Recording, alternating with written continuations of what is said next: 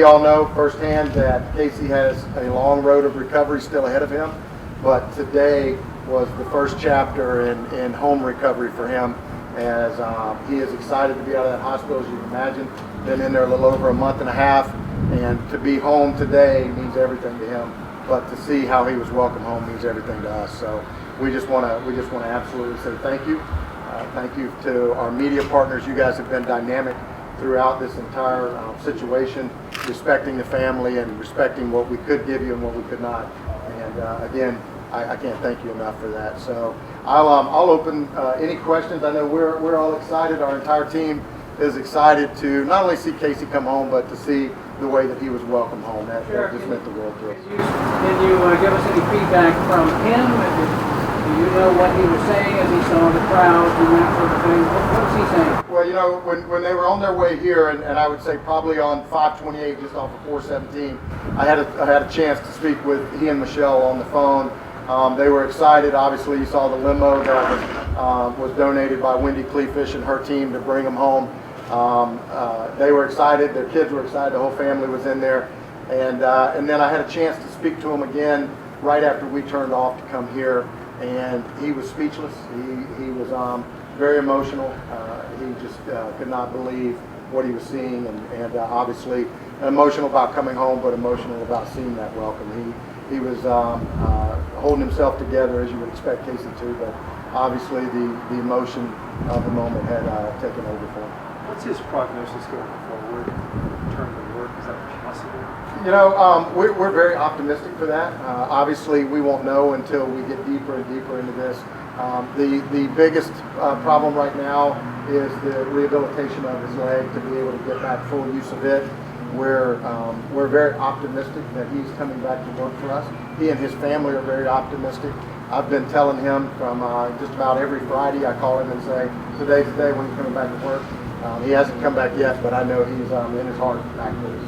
When you saw the 500 kids at Gulfview, what was your reaction when you went by? I have to tell you, and I think probably some of our other team here, I mean, we have law enforcement officers from all over, FDLE's with us, our own agency, Coco, Rockledge, everybody was involved in it. But I have to tell you, there were a couple times that I had to fight back tears today, seeing what our community was saying to Casey and welcome home. Sure. Can you talk about what the extent of his injuries actually were? We just know he had a gunshot wound to the abdomen area. Yeah, I can't go into a lot of detail just because of the integrity of the case. What I will tell you is that there was significant damage in the stomach area and to his right leg. We're not exactly certain of everything that happened as far as where the bullet went in or everything like that, but we do know there was significant damage to his abdomen. And the biggest concern, the doctors feel like the abdomen is healing up as nicely as they could expect at this point. However, the leg is the thing that we just don't know yet. It's going to take some long-term rehab to get him there. And he is a strong guy. He is surrounded by a strong family. I've said it before. I'll say it again today. Michelle is amazing. What she has done, standing beside her husband, while standing beside the bed, she's also kept great control of her family, keeping them in school and on the course that they need to be on. And I think if Casey were standing here, he would very emotionally say thank you to Michelle for everything she's done. How close did he come to not seeing this day or any other day? How close did he come to not seeing this day? I can tell you as close as you can come. There was a moment in the rescue unit on the way to the hospital where he was coded, and they had to work to save his life. So he was as close as you could come, I would say. You know, and to see him at that moment, to see him going through that, to know that there were some incredible doctors and staff at Wusthof Hospital. I mean, if you backtrack this thing, you see his unit that did exactly what they've been trained to do, not only address the threat, but be able to deal with giving first aid and care to him. You saw our partners from Brevard County Fire Rescue that when they got on the scene immediately came in to what was really a hot zone, but that's a training we had just gone through, partnering with them to be able to bring them into that heated environment, if you will. And then you see the staff and the surgical team at Wusthof, at Orlando Regional Medical Center, credits with saving his life. and then what he's had at Orlando Regional Medical Center, just been amazing. And I'm going to take it a step further over in Orange County. What the Orlando Police Department and the Orange County Sheriff's Office did to support our agency and support Casey, we could never thank them enough. They were there 24/7 to help him and his family to do whatever they did. And then, you look at the blood drives. They did a blood drive over there. We did one here. I know we have somebody from One Blood Center that's with us, but over 500 units of blood was donated to help Casey, and that's a pretty extensive amount of citizens that want to do the great thing to help him. So, did blood donations play an important role in his recovery? Absolutely, the blood donations play an important role. Absolutely, it played an important role in two capacities. One, Casey had lost a tremendous amount of blood, and there were times where they were constantly having to upgrade and get him more blood and everything else. So from the medical aspect, it was tremendous. The second thing it did was that first blood drive. It ignited a fire that the community was able to get behind. And so many people in the community were calling and emailing and saying, "How can we help? Do you need money? Do you need this?" And that was something that everybody could come do, and people waited hours to do it. It was extra staff was brought in, and still there were people who waited 3 and 4 hours to come in and donate blood, and they were glad to do it. All of those components together saved Casey's life. Could you possibly relay some of the words that he used when he was speaking with you about his excitement about either coming back or going home?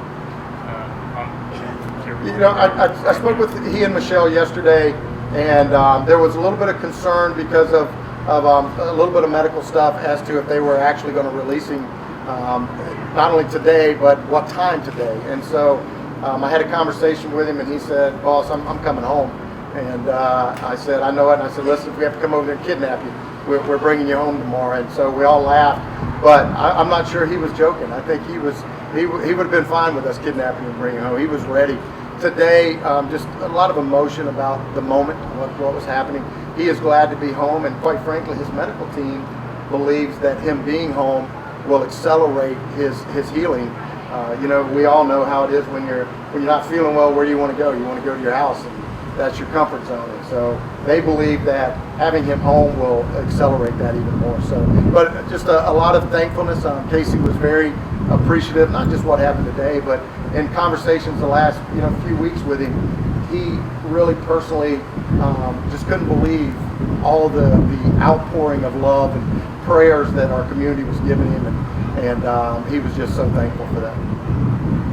Is there anything else that we can do to help? As we've said from the very beginning, thoughts and prayers for he and his family are the most dynamic thing that any of us can do. We are working with them. Our Brevard County Public Safety Charity is helping the family to the extent they can. And he was injured in the line of duty, so his medical bills and everything else are covered in that regard. But what's not covered when you're looking at those is his wife ran their family business, and she's had to be away from it. In fact, not only had to, she wouldn't have any other way except to be there beside him. So if any of you know of how you run a family business when you're away, it takes its toll, and so they've had a loss of revenue and things from that. But I will tell you, the Brevard County Public Safety Charity is set up for that specific thing. We've been receiving donations. We've had a lot of businesses, restaurants, and every place else that have pitched in and done fundraisers and things of that nature. And so if anybody's interested, they can go to our website at brevardsheriff.com and donate to the Brevard Public Safety Charity.